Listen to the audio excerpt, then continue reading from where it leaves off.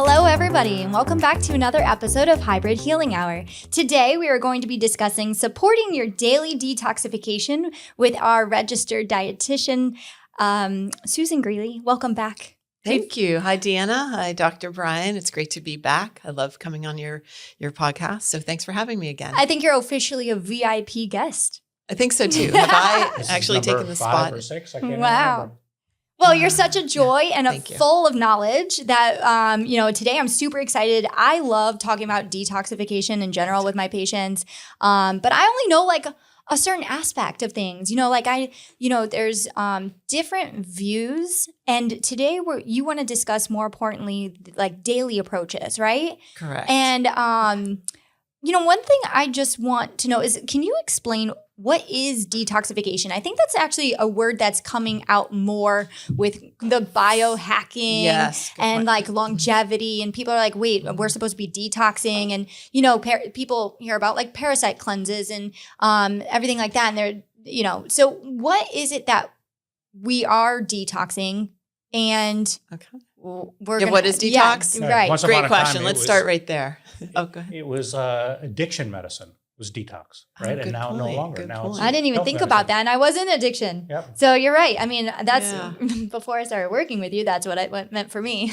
So let's get into it because there's a lot to talk about, and we're going to try to keep it simple because detoxification refers to the body's need to take certain waste products that we create in the body and we also take in. So there's like we consume a lot of toxins just through our diet, what we breathe in, what we put on our bodies, our daily lives. Those are exogenous toxins, meaning they're from outside of the body. And then through our normal biochemical processes in the body, metabolism, and just normal cellular function and all supporting all of our metabolic processes in the body, we create waste materials, right, within cells. So all of Absolutely. our cells at all moments of our living, breathing, functioning, we're creating waste products that we have to contend with. And so why is this so important? It's in order to stay healthy and function. And we shouldn't have to think so much about it, but Right. it has become kind of a fad. I mean, we hear juice cleanses, you hear all sorts of types of detoxes to, quickly lose weight, to improve your skin, to, in the anti-aging world, and really more weight loss and anti-aging, I'd say, in particular. But what does that mean? We can't do these superficial or very short-term detoxes without really understanding what we're doing. So in any case, the daily detoxification is just simply supporting your body at a cellular level, supporting normal metabolic processes that are going on anyway, and then making sure that through our daily lifestyle, we're really able to support that because it's very complicated and we can dive deep. Like as clinicians, there's a lot that you can test for individuals if and when needed. But for today's purposes, because it can be very complicated, I would love to focus on what we can do in our lifestyle and our daily diet, and what are some things that are extremely important for us to help make sure we don't get buildup of toxins in our bodies that causes all sorts of harmful symptoms and even diseases. So let's say you have acne. I think one of the things you were going to ask me, I'm already jumping ahead, is like, well, how would we know? Maybe you're exhausted all the time. So chronic fatigue, it could be bloating, constipation, GI issues, skin issues, chronic fatigue. It could be everything to obesity, not being able to lose weight, could tell me that you're not properly detoxing, helping your body go through normal detoxification processes. Now, part of it is a 3-phase process. Phase 1, phase 2, phase 3, we'll get into just, to high level. Phase 3 is transporting and eliminating. And a lot of these cleanses and juice cleanses and detoxes out there focus just on that, on elimination, but that's not the whole story. So, Right. I mean, if you're not doing phase 1 and 2, correct. you're not going to have the byproducts or waste to detox or to eliminate. Correct. Right? They're not going to be exactly. So let's back up a That's little right. bit. Yeah. And I want to know first where and how does detox happen in the body? Like what's the main? Yeah, I was going to say, traditionally, we are always told that the liver is the organ Yes. of Right. removing toxins. But it doesn't just happen in the liver alone, right? Not just the liver. The liver is the main organ, liver and bile ducts, but there's about 6 organs in the body that we'd look at. Number one, when we talk detox and all these cleanses, look at supporting the liver detoxification processes. And that's where the majority of phase 1 and phase 2 take place in the body. But we have our skin, we have the kidneys, we have bile production. And then, of course, there's sweating, urine. So skin, gut, kidneys, liver. Yeah. So there's a lot going on inside of our bodies at all times. We have to look at all of that. Right. I'm sure the lymph system has a role. Lymph. I'm sorry. I knew I was forgetting one, the lymph system that most people don't think about. Right. And I mean, think about like when you're puffy, you're swollen, you're accumulating fluid for a reason, like wonderful. Okay. So you already mentioned some of the toxins that we're exposed to, and can I talk a little bit more about that and why this is so important? It's imperative every day, right? This is, again, it's a chronic and daily issue, honestly. So our body is naturally detoxifying from metabolic processes, but then, a lot of women, let's say they have very bad PMS. That's a sign that things aren't necessarily being excreted properly, perhaps, like if you get estrogen buildup. Before getting too complicated with that, so these processes are going on, but then there are things like not sleeping properly or not hydrating well enough. I like to ask clients, I'd say, do you have regular bowel movements? If you're not moving your bowels every day, that is a big problem. And that's a sign that your detoxification processes are jammed up. They're clogged. Like that alone is not good. So do you have enough fluid? Are you drinking enough water? That is the main way to transport waste out of the body. And if you're not hydrating well, we were talking about this offline. Let's say you're somebody who genetically is at an advantage, meaning you don't have, let's say you did some genetic testing and you did other tests and everything looks normal, but you have all these problems. You could be sedentary and constipated. So those two things alone are a big sign that you're not, your detoxification pathways aren't working properly. Probably in phase 3, the elimination, transport and elimination side. So that's during our day-to-day habits, we're looking at hydration, we're looking at getting enough fiber, we're looking at simply moving and exercising. There are a lot of sedentary people that wonder why they're having these issues. So why is it helpful to divide the detox into phases? This. And then I want to kind of jump right into like the phase. Yeah. Phases. So that's a great question, Deanna. And this, what we wanted to talk a lot about, because people hear eat your vegetables, get fiber, eat fruits and vegetables, but why? All right. So phase 1, that's where we take a lot of these toxins can build up in our body in fat tissue. So what happens is we can't remove them unless they are converted into substances that are then water soluble, and that's how we excrete them. So let's take some of these toxins, from your body lotion that you use and your makeup and your deodorant. It doesn't even have to be from food, but let's say you're somebody who poo-poos organic food or you eat a lot of ultra-processed foods out there. These are the types of daily chemicals and toxins we're talking about. And if you have an overload of that and you're not excreting it, that's a problem. But let's take phase 1 to that question. Our bodies are converting some of these substances, these chemicals at that point and making them more highly reactive. And that can be a problem if you're not then quickly going into phase 2, where the body then converts them into water-soluble substances that can be excreted. So in that phase 1 process, there are hundreds of enzymes that are responsible for that process. And then we have something called cofactors that help those processes and are even part of it. And those cofactors typically are vitamins and minerals. Really, really important to understand the roles of vitamins and minerals in all of these metabolic processes. And that's what, as a dietitian, we love to nerd out on. But when I talk about phytonutrients, meaning these plant chemicals and antioxidants, this is exactly why. Antioxidants in our diet in particular are what really support this phase 1 process. This is what is also known as the activation phase, right? Exactly. It's activating these. So it creates, takes it to this, midpoint. That's not, you don't want to stay in phase 1. You need phase 1 to be to function properly, not to go too fast and not to also be too slow. It's interesting because problems can result with both of those. So how do you know you're well supported? Well, you're not suffering from any overt symptoms, chronic disease, but worst case scenario, it can lead to things like cancer. Toxins build up in the body. So in any case, what antioxidants, what vitamins, minerals are really important there? B vitamins, number one, and then what I call the mother of all vitamins, vitamin C. But vitamin C and E, glutathione, all the B vitamins. So, everybody knows about our vitamins and minerals. I'll talk about two minerals, including zinc and selenium, help along the processes too. But something you can do, Deanna, just as a practitioner, people now can do testing themselves. I don't recommend that unless they have somebody to interpret we're talking, and this, you say this to your patients as well, who's going to interpret your labs. But there's a lot of micronutrient testing that's out there. So let's say you do basic micronutrient testing on your patients or on yourself and come to find that, yes, you are low in B vitamins. Mm-hmm. Best thing you can do is improve your diet and also supplement.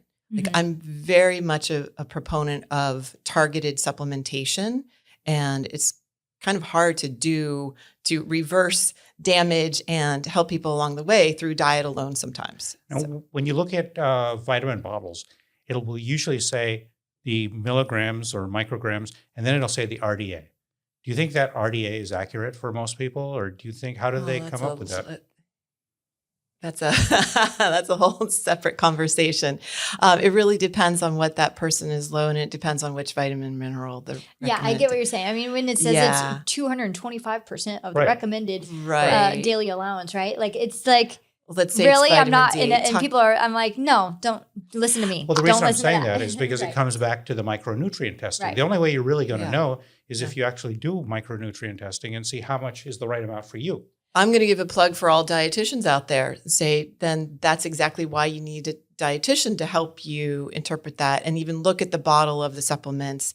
We know this, that's an area that they're not regulated, and purity, quality, and transparency on all those bottles is very important. Some people do need 200% of the vitamin D. For most people, vitamin D is too low, for example, or let's say phase 2, your methylation, probably, you come to find they have MTHFR, they do need more methylfolate and B12. Well, not all supplements are created equal, but to get into the very specific personalized recommendations, it's not necessarily about a particular bottle of vitamin and the RDAs on it. It's really about what that individual needs, and doing the advanced testing is important in that. Right. So, sorry, did I answer the question? Yeah. Can you give some examples of antioxidants that people can get naturally? Absolutely. I love antioxidants. And I think a lot of us, well, I don't know, in my brain, I think all consumers understand that vitamins A, C, and E are strong antioxidants. I mentioned vitamin C, but then there is glutathione, there's selenium, things like alpha lipoic acid and CoQ10 fall into those as well. Okay. The body makes alpha lipoic acid and CoQ10, but sometimes it doesn't make enough. And that's, again, if we test, sometimes you do need to supplement, or you're on medications that can deplete the body, such as being on a statin. The most prescribed medications can deplete the body of certain antioxidants, especially CoQ10. And so when somebody's on a statin, that's one time that across the board, even without testing, it's fair to say I recommend taking CoQ10 in an activated form. Absolutely. But there are other strong antioxidants as well. But for the most part, the vitamins A, C, and E, particularly vitamin C and E, are strong antioxidants. Thank you. And so, say we're in phase 1.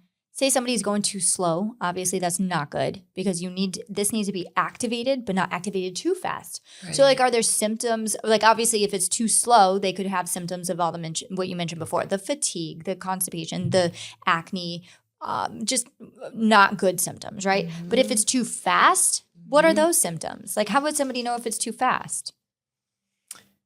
Or do we know? I don't think we know necessarily, because there's so much feedback going on. I can't necessarily, without testing, say it's phase 1, but you can see some pretty severe symptoms, or a lot of times it's cognitive function, a lot of brain fog, could be dizziness, headaches, just truly not thriving. So this would be Sometimes not. impairing in general, just impairing phase 1 detox pathway.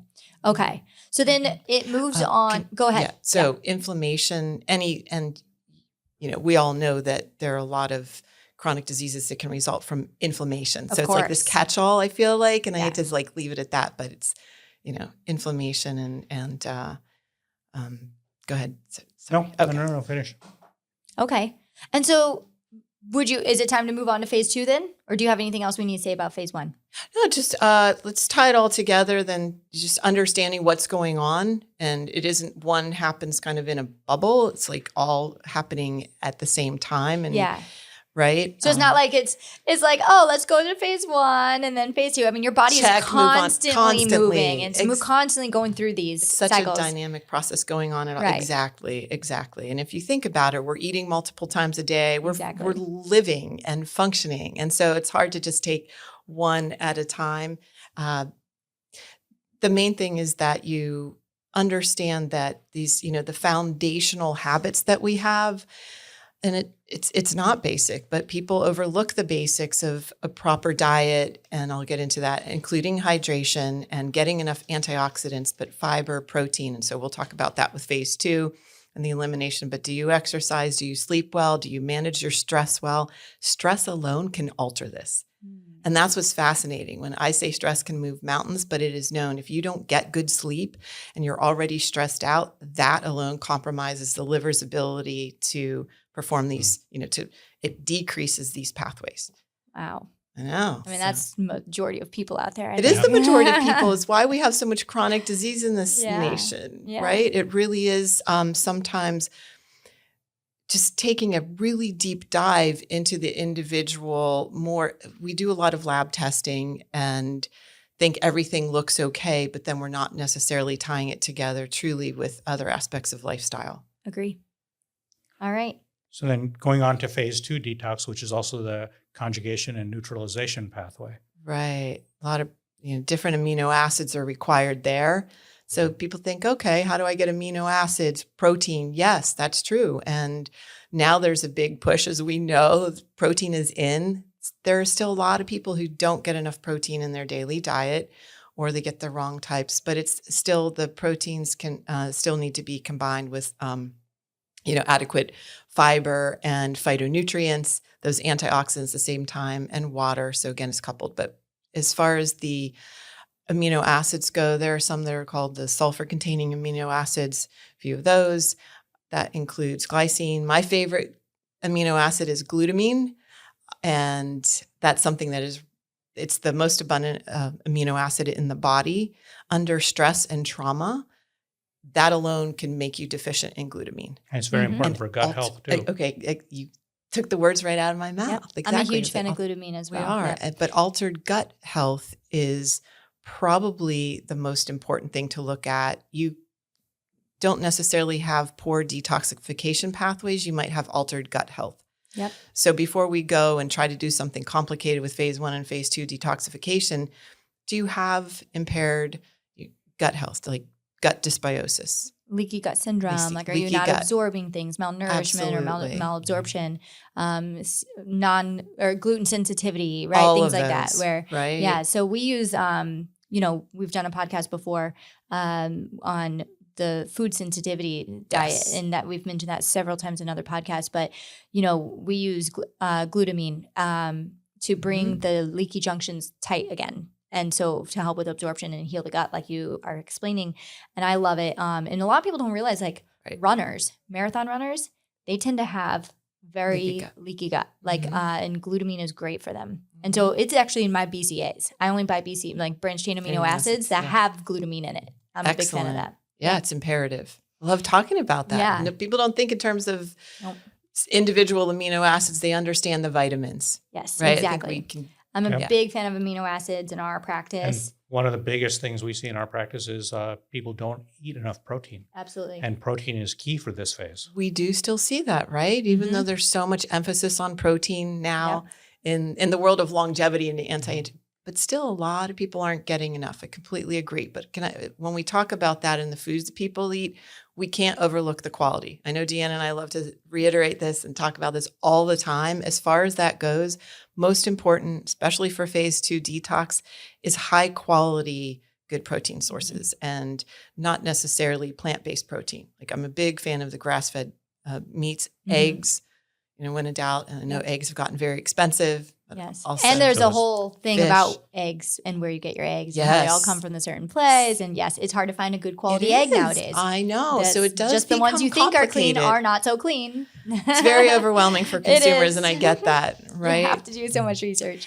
Yeah. But at least you're getting the whole food, protein source, like you said. Exactly. Now, can you explain, though, you mentioned neutralization and conjugation. So I know conjugation means binding, right? Mm-hmm. So like what are we binding with and what are we neutralizing?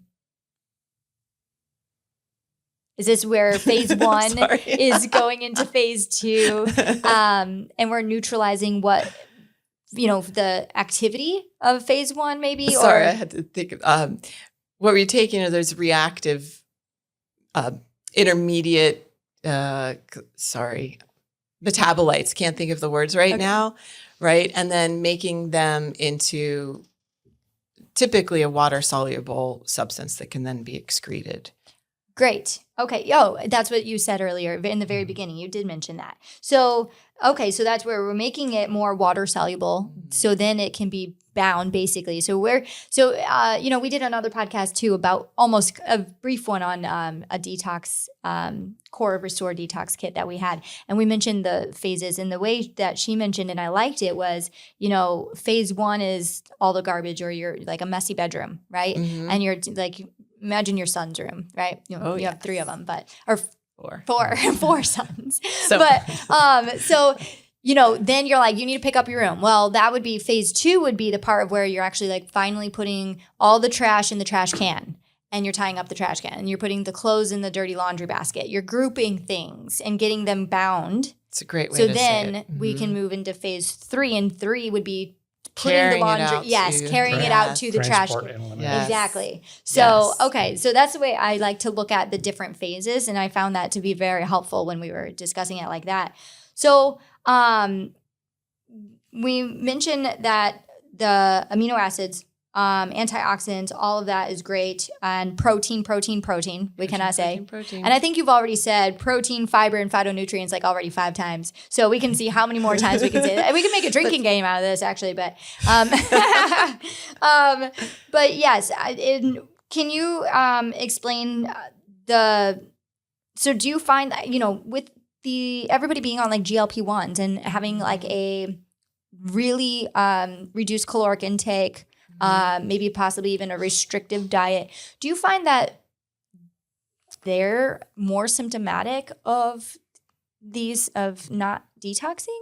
I don't have enough experience with that, but I can surmise over time, because we're now at a phase of using the GLP-1s, smaller doses over a long period of time. People will be on them a longer period of time now. In the last, even 2 years isn't enough time to tell. However, what I would say is, unless they're getting the constant education to understand how to maintain the proper daily diet, there could be some issues going on.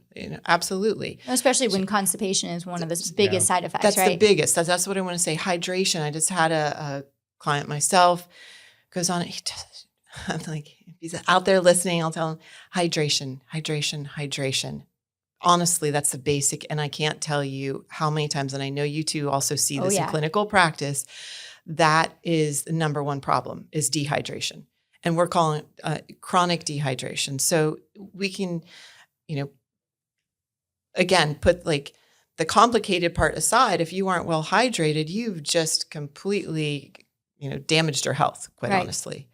It does cause a lot of complications just by not eliminating. And so I was making an example that, if you're genetically blessed, and some people are, you don't have to do the genetic testing to figure things out necessarily, but it is helpful. But let's say you did, and I like to point out that not everybody has genetic issues. It's like better to test what is the current state of my health based on, say, I'm genetically predisposed to be deficient in all the B vitamins, but if I do the micronutrient testing, then they're all good. So what is going on? Like I said, I'm not hydrating well and I'm not exercising. I'm not eliminating any of those toxins. So what doesn't get eliminated gets recirculated. Not good. Not good. Right? Right. I mean, we are supposed to be eliminating byproducts, All the waste time. products. Yes. Think about that. It's waste for a reason. You Yeah. don't want it in your body. You're not get it out. urinating regularly throughout the day, and people, they stop drinking enough because they don't want to go pee. It's really terrible. Or I don't know if you've talked to anybody about this, but my kids do not like to go in public, right? Or at schools, all that. Right, So there are a right. lot of people who intentionally don't move their bowels. Yes, that Terrible. is it's a major issue for kids. major Actually, issue. when even young children, I found out I was talking with a teacher, and they're like, a lot of kids are constipated because they don't feel comfortable going at school, and they'll hold it all day. And think about like if you mess up your bowel as a child, like you got to get comfortable with that. You Completely. And then you Yeah. can't think clearly about Yes, it. It's exactly. true. I mean, it's It has- uncomfortable. Yeah, or they then have acne. It's so interesting when Yeah. you think we're looking at the bad food they're eating, but it could be an elimination problem. Yeah. Honestly, you know. So are you telling me that like having MTHFR, COMT, like all these different genetic things that we can check for or polymorphisms, is that playing a role mostly in phase 2? It's phase 1 and phase 2. Phase 1 and phase 2. 100%. Because I know like I have the MTHFR and I've mentioned before that I take the supplements because I'm not making them or converting them. So I have to Right. take a supplement Yes. regardless of how good my diet is. Yeah. And it needs to, in order to detox and complete that detox pathway. And I find that all very interesting. Do you do this on most of your patients? Just okay, Yes. so that's Most of very them. helpful to see. Yeah. You know, I enjoy doing all that. I do too, exactly. Yeah, it's fun to look on the inside. Yes, right? it is. It is. Yeah. But again, back to let's say you do that test and you have that information on people, but again, they're suffering from gut Exactly. issues, and treat the gut 1st. Mhm. We didn't talk Absolutely. about fiber yet. We also didn't talk about sweat. Sweat And is also sweating. a We have- so- elimination route. Yeah, my list of daily detoxing. So is this going into phase 3 now? Talking about elimination? Okay, we'll switch. Yes. All right. Again, it's all part of it. It helps everything move through the processes. Sweating, exercise, but that's also your own form of lymph massage. You mentioned the lymph at the beginning that I forgot. And the most important thing for our lymph system is to keep moving, get your muscles, just through. So are saunas good for Saunas detox? are excellent for detox. Red light sauna, Yes. steam sauna, hot sauna, Less dry the sauna. steam, dry sauna, red light, ultra. So basically I'm any sorry, heat form of hormesis is what I'm hearing, like the good Yes. stress. Okay. Yes, you got Yes. it. Exactly. What about those shake plates? I don't know shake plates. I love 'em. Gotta admit, what are they? I I'm bought just one, I learning. got one, What's and a I like shake it. plate, It's a Deanna? little- Pretty much It's- bought everything. Yes, you name it. I'm like, why not? Let's try it. We both have our Um, at-home saunas. I'm a big Yep, proponent of that. sauna's on my list. I'm making room for one. The- But I got the red light, which does some job. But the shake plate it shakes your body, and you can do it like I didn't believe in them, but I did a lot of research, and Interesting. there's still no studies like Is that FDA. for the lymph? It's for the lymph Okay. system. Yeah, so it's supposed to help get your body like drain your lymph, system. So it Nice. works on the lymph. So system. that's in conjunction with for the sauna. detox. It's Yeah, a red you light can do it in goes- conjunction with. Yep. Yes, because they're not doing the same things. No, they're not. And that's what people need to understand. It's not this or that. It's yeah. I don't all of it, sweat on the literally. shake plate. Right. I mean, you can do a workout on the shake plate. It Yeah, can no, you're intensify still your gonna go workout. work So out. some people do it for that reason. Yeah. But yeah, there's different reasons. But yeah, I really like that, and I love the sauna for sweating. Sweating so And, important. you That's different than you mentioned the red light therapy on the liver directly to the liver is Yep. different, and that can also help support phase 1 and phase 2. Yeah. Versus sweating through the skin is that elimination, and it's extremely important. People who don't sweat, by the way, probably have Yes. issues going on in one of these Yeah, impaired. definitely an impaired detox system. Yes. They have to get it out some way. Yeah. Yeah, that's quite interesting. You mentioned that. And that's one of the reasons, living here in Florida too, when people have the condition of the hydrosis and they're sweating profusely and they come in. There is a pill they could actually take for that, but I really don't recommend doing it. I want you to don't want sweat. to block. Right. I don't want to Exactly. stop this. Like I know you they might don't find it like gross it. and Right. you don't like it. I'm sorry, but this is, we really don't want to inhibit this. You don't. By the way, antiperspirants are, right? Those are a big culprit as far as putting chemicals in our bodies. And it's not to tell people to stop using antiperspirants and deodorants, but I think a lot of people are taking a closer look at their home environments and all of their personal care products in addition to food. And I wanted to mention all of those because we love to pick at food, don't we? But there's so much more to the story. I mean, the air that we're breathing in our own homes, we could be living in a house that has mold. We could go into so many different areas about our environments, making people aware of what to test their drinking water. Yep. Right. Water is a big source of contaminants for a lot of people. So in any case, see why we needed a lot of time to really break this down into what are those daily, I like to say, simple daily habits that we can focus on, because it gets very overwhelming when you start to do genetic testing combined with some other, functional lab tests, and people get overwhelmed and they think they have to do so many different complicated things. And maybe that individual does, but more commonly is, again, focus on the basics of exercising. I actually like to start with exercise and sleep, because if you're not sleeping well and you're not exercising and sweating regularly, then and then hydrating. Okay, so we'll put all those together. And that's before we even look at your diet. Yeah. Right? Right. So from a nutritional standpoint, are there certain foods that help with all three phases of detox? Yes. So let's get into that, because I know that I've said antioxidants and phytonutrients, and I like to say them repeatedly. And fiber. And fiber. And protein. And protein. So there you go. What food can we get all that from? Broccoli. I'll pick on point out the cruciferous vegetables. And out of everything in our diet, it's most important when we say get more fruits and vegetables. It's not even that broad. It's get cruciferous vegetables for very specific reasons to support all three processes. First, to the fiber, cruciferous veggies, meaning they are also the sulfur-containing vegetables that a lot of people dislike. That would be your broccoli, your asparagus, your Brussels sprouts, cauliflower, kale's in there. Did I miss one? Cabbage. So these have the phytonutrients in it. They have the antioxidants, and they have some other compounds in them. One that you two like to use with patients, I know, DIM.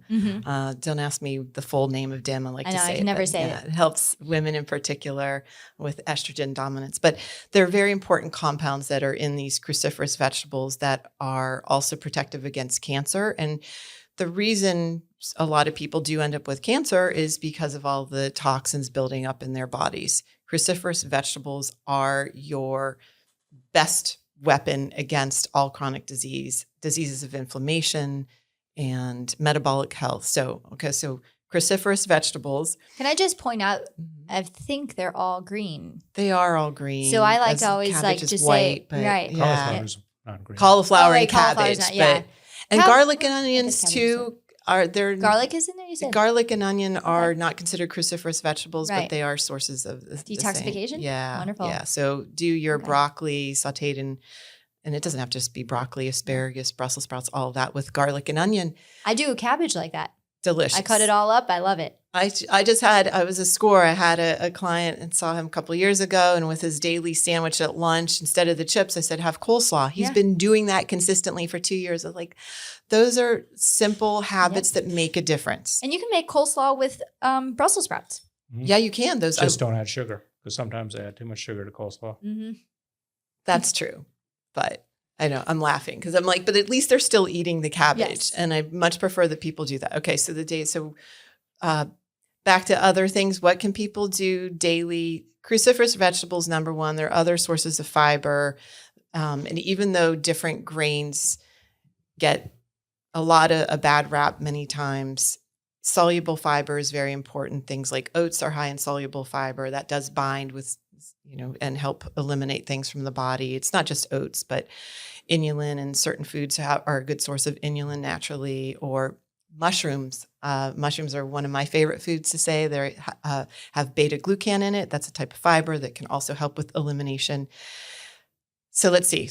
We've only gotten to the vegetables. Fruits, vegetables, leafy greens, cruciferous vegetables, all high fiber foods. Of course, I can't overlook sources of omega-3 fats, and that can be all the seeds. I'm a big proponent of ground flaxseed. Most people who know me, like small amounts every day are very important, especially for women and menopausal women, and especially for hormonal health. And then, of course, things like fatty fish, soybean, big proponent of whole soy foods. And I know you're also a big fan of pumpkin seeds. Pumpkin seeds are in there with my seeds. Thank you for saying that, because they're my favorite daily food. I think they need to be daily. Nuts aren't necessarily meant to be daily, but seeds, we do need seeds. And they're a good source of zinc and copper that we mentioned, the certain minerals that are involved in supporting these processes as well. And all those enzymes and being cofactors in zinc and copper, which are found in all nuts and seeds, are really important. High vitamin C foods, those would be things like bell peppers, of course, citrus that people know. And I had a short list of liver detoxifying foods. Lemons always end up on that list. I put a lemon in my water every morning. Awesome. Those are simple daily habits that you can do. Parsley, if you want to juice anything, tell people to include organic parsley. Oh. You could just buy some fresh parsley and cut that up and put it on as a topper of your food. Like for dinner. Absolutely. Like it's a garnish, right? 100%, Deanna. That's a great tip. Instead of not having, it's like, and I talk about this a lot, what do we need to do and what do we need to include instead of what not to do? I mean, a lot of things, when we're talking detoxification, we're kind of overlooking like the biggie things like, when I say drugs, I mean medications and even some drugs that people put in their bodies, but also alcohol, right? And alcohol in moderation, we don't have to talk too much about it. We all know that alcohol is not great for us and we do need to detox from it. If you drink alcohol in moderation, and you choose to do so, that's okay. There are ways to compensate for it. The body does a very good job of that. A lot of people overdo it, and alcohol in excess is very toxic to the body. I could not agree more. And hence, when I said we could make a drinking game earlier, I meant water. No. Yeah, I love it. Water or a fresh juice that we do with turmeric, ginger, and I didn't mention the turmeric, lemon, and parsley are my favorites for a detox. And then beets come in there. I didn't talk. See, once I get started, I can give you all sorts of ideas for healthy detoxification foods and fluids. So one favorite fluid of mine that seems to come up in every podcast is coffee. Coffee gets a bad rap all the time. And I think you had some, rapid fire questions for me too. I do. I can't wait to get to those too. All right. So let's get into. And coffee is there. Oh, good. Okay. I mean, is it like these are more like a rapid fire / like myths kind of thing, like myth busting, right? Okay. So let's do it. I hear that coffee harms detox. And like a lot of times when you look at these detox protocols, they want you to refrain from coffee when you're doing like their kits or whatever. Right. Tell me I can have my coffee. Yes, you can have your coffee. Coffee is one of my favorite beverages. I almost said foods for daily liver detox. And when I say this, we're talking about a healthy form of coffee, meaning a coffee that is organic and mold and pesticide free. But not only that, you're not loading it with any type of sugar. And I look at both of you and say artificial sweeteners of all kinds as well. So it's the sugars of any kind and the artificial sweeteners that a lot of people use, and we know that. And this is important because people love their coffee. They like their morning drink the way they can, but if possible, what you need to do is make it clean. Okay? And that said, there's so many studies about coffee and liver health. And even, have you ever heard of coffee enemas? We don't have to go into that, but those are very effective. Yes. Okay. And I have, actually, that's one thing I want to learn more about, to be honest, because I've heard so many times about them for certain circumstances. Not for everybody. Yes. Don't go home and just experiment. You got to do it right. Don't just Google it and do it on your own. Do it with a practitioner. But so coffee is a good one. The myth is that it's bad for you, and the caffeine, it's not necessarily. But it's antioxidants. It is antioxidants. Is it not? And like you said, you want clean coffee. And I have a brief, really short story on this that I was just so excited that, how we do the food sensitivity testing. So we look at the gut, right? Yes. So I had a patient, she had this rash that She was treated for shingles, even though it wasn't shingles. Never went away, but nobody could figure out this rash. Didn't bother her, but it was on her flank, on her like right side, and it was on her like underarm. Nobody could figure it out. I mean, she's been treated. Dermatologist saw it. Nobody. She's like, I don't know. It just doesn't bother me. But when we treated her gut, one of the foods that came up on her test was coffee. And I said, look, she goes, Deanna, you're telling me I can't have coffee? I go, look, do me a favor. Let's not just stop coffee. Let's just change your coffee brand. And she's like, okay. I was like, high five. So what we did is we switched to Purity Coffee or Fabula. I don't remember which one she got. And it's the mold-free, organic, high-quality coffee. Rash gone in a month. Amazing. And she's like, all I did was switch my coffee because her gut panel was almost normal. It was almost all normal. There was nothing else she really had to do. So that is what we did. And it was her contaminated coffee. Yeah. Probably. Oh, you know what it was? It wasn't coffee that came up. It was mold. It was aspergillus that came up. And I said, you know what? Coffee tends to be moldy. What coffee do you drink? And like, and she's like, so that is all we changed. Good investigative work. Yeah. I was so happy. I was like, this is great. And that's it. Like, isn't that just so to goes rewarding? To show, it is. It's so rewarding. And we throw the coffee. It's the wrong. It wasn't the coffee. No. It's the and wrong that's very coffee. common. Exactly. Right? But you tested, and I love that you tested too. Yeah. So mold is a problem for so many people. It's not the coffee. Absolutely. Okay, let's keep All going. right, let's go. So You go continue next. your coffee. So the liver body detox. doesn't need detox support because it detoxes itself. Okay. It does need support. The body does detox itself, but it needs a lot of support. And it needs a lot of support through, again, everything we've been talking about. It's not going to Whether detox itself when it's you're not eating gonna McDonald's every day. Exactly. And All not right. moving your body and not sweating and not sleeping well and when you're Right. stressed out. So If you were a caveman, then you wouldn't need as much Yeah. support because And you're you- out there doing all the things you need to be doing, right? You don't have the lives and the environmental toxins and everything that we're exposed to. So yes, the body detoxes itself with a lot of support from us. Let's pay attention to all of it. And Awesome. All right, next one. Juice cleanses are the best way to detox. no, that's a myth. Juice cleanses. I'm all for juicing. And there's juicing done very well and there's juicing done not so well. In general, if you're doing juicing at home and you buy organic produce and you know exactly what you're doing in it, such as I just did the other day, absolutely love it with organic herbs and produce. Anyway, that aside, I could give you my little recipe. It was absolutely delicious. But it sounds delicious. It is delicious. And it's, again, supporting the natural detoxification process. That is not like cleansing and it's not necessarily Right. It's not a detox in itself. No. You're it's not. supporting. Right. Exactly. It's adjunctive. Yep. All right. Okay, Great next myth. hydration too. If you feel worse during detox, it means it's working. No, not necessarily. That's when you need somebody like you and truly, or somebody who specializes in the functional labs that you can do. And I would highly recommend that. Sometimes you have ramped up your phase 1 and could be that your phase 2 is completely sluggish and you could have a lot of problems with that, honestly. So that's when you need to pump the brakes and reset, go back and do something differently. definitely Okay. with your doctor. Because I'd say and one of those symptoms, like when you feel worse, I mean, a lot of times I've had people complain of headaches, yes. extreme fatigue, right? And maybe you're supporting the wrong phase and not looking at the whole picture. Right. And is their gut impaired too? Do they have Right. gut dysbiosis there? And like you said, and we you've ramped have up to fix phase the gut 1. first. Mhm. Because if you're not pooping, you're not going to be able to eliminate. Yeah, Okay. absolutely. Or sweat, right? If you can't Yeah. sweat too. So even that phase 1, phase 2, you may be improving, really honing in on that and trying to fix that. But phase 3 is a big problem, a mess. And All right. Sweating removes most toxins. most, that's a myth. Okay. What But does? what removes most? Hydration, water. So you're gonna, even if you're sweating, but you're not hydrating well enough, that's also a problem.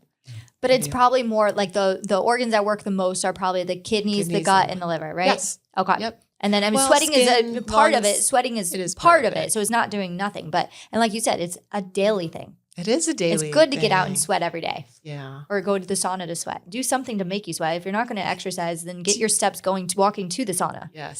Do you ask your patients? Yeah, I don't work with enough people daily to know if, and even ask that question. I, of course, always ask about bowels. Like, are they pooping regularly and urination and moving their bowels? And even I talk about sleep and stress, but I don't ask, are they sweating daily? I have to say, I have to admit, I probably don't. That's probably a good question. That is great. We should be asking that. Good point, Susan. Next question. Lemon water detoxes the liver. I think we've answered that through the course of our discussion. Because the water is more important than the lemon, right? I think they're both, yes, absolutely. Of course, right? You mean it's not a magic cure? No, there is no magic bullet to liver detox. I was hoping that was my cure every morning. Yeah. What about detox is something you do once or twice a year? Nope, daily. Daily.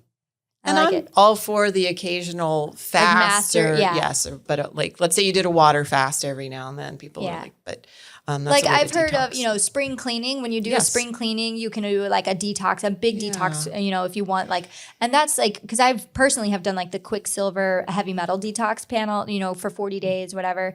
But yeah, I think. Did you feel worse during that? No, I felt perfectly fine. Awesome. Yeah. See, you probably didn't have a lot of toxin buildup and you don't have trouble eliminating. Some people do. They need binders. There's so many conversations. And the binders are in with their protocol, the charcoal binder, because you do all these supplements to help excrete the toxins from your cellular tissue. Yes. Then to help it get into like that phase 1, right? Yes. And then you do the binder, the charcoal binder later to get it into the elimination phase, I was just right? Say, but they even say if you're not pooping, you need to drink more water. Like that's the critical role of this because charcoal can constipate you. That is, again, the most critical thing. But I love, like you say, it's daily. We don't need to be, if you're eating clean, you're getting your antioxidants, your fiber, your protein, your phytonutrients. You should not, and you're sweating, you're pooping. You shouldn't have to do those cleanses once or twice a year, right? Or if you do, or like colonics and things like that. And people think that that's a true detox and cleanse. No. And I hope they understand now that that's just that third, that's just one aspect to this. The elimination aspect. Yes. Yep. Yes. And you may have other toxins building up and, not even able to convert in your fatty. There's no way that some sort of bowel cleanse is going to get toxins out of your fat tissue. Right. Nope. So understanding where it fits in is important. And then another question that comes up commonly. You need expensive supplements to detox properly. Also a myth. However, I did mention that I use targeted supplementation frequently, but you have to know why, and that's where the testing does come in and understanding the bigger picture. But supplements, again, as we've discussed, that's only part. Supplements are still only meant to supplement other aspects of diet and lifestyle, 100%. But some people, doesn't matter how much they eat, maybe they have a genetic predisposition to not absorbing, and they do need glutathione, or they do need NAC and acetylcysteine. Those are very powerful. I actually often recommend alpha lipoic acid based on testing and CoQ10, NAC, and glutathione, selenium, B vitamin. So yes, that supplementation is a really key part of helping the whole picture, right? We take whatever tools we need in clinical practice, and that's really important. So, and NAC is a phenomenal precursor to glutathione. Right. And I did a podcast, one of our earlier ones, on glutathione, and I loved that podcast. I mean, one thing we didn't even talk about today is the immune boosting benefits of doing daily detoxes and liver health, right?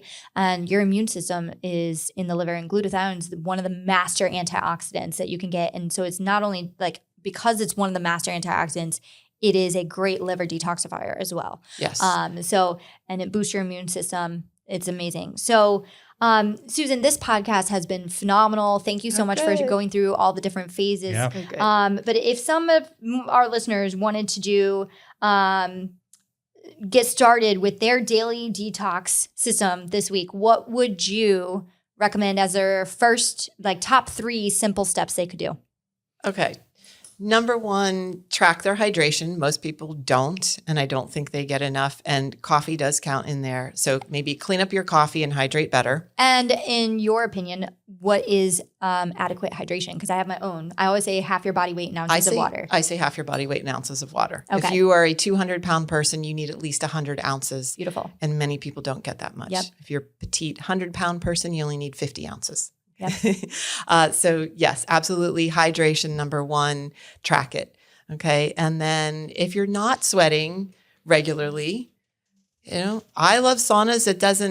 So sauna and exercise, you can exercise through hot yoga, through actual cardio exercise, but sweat, hydrate, sweat, and please, please, please eat your cruciferous vegetables. And if you can eat them daily, all the better, but really think in terms of fiber and phytonutrients from all these vegetables that we've mentioned. I was only allowed 3, so.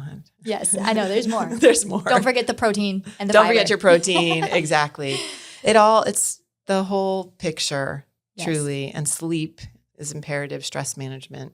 I love this. Thank you both for having me back. And I hope we can come up with some other great topics and, get people work on it. Yeah, working on their dailies that matter most. Thank you. The information contained in this podcast is provided for informational and educational purposes only and is not intended for the purposes of diagnosing, curing, treating, or preventing any disease. This podcast is provided on the understanding that it does not constitute medical or other professional advice or services.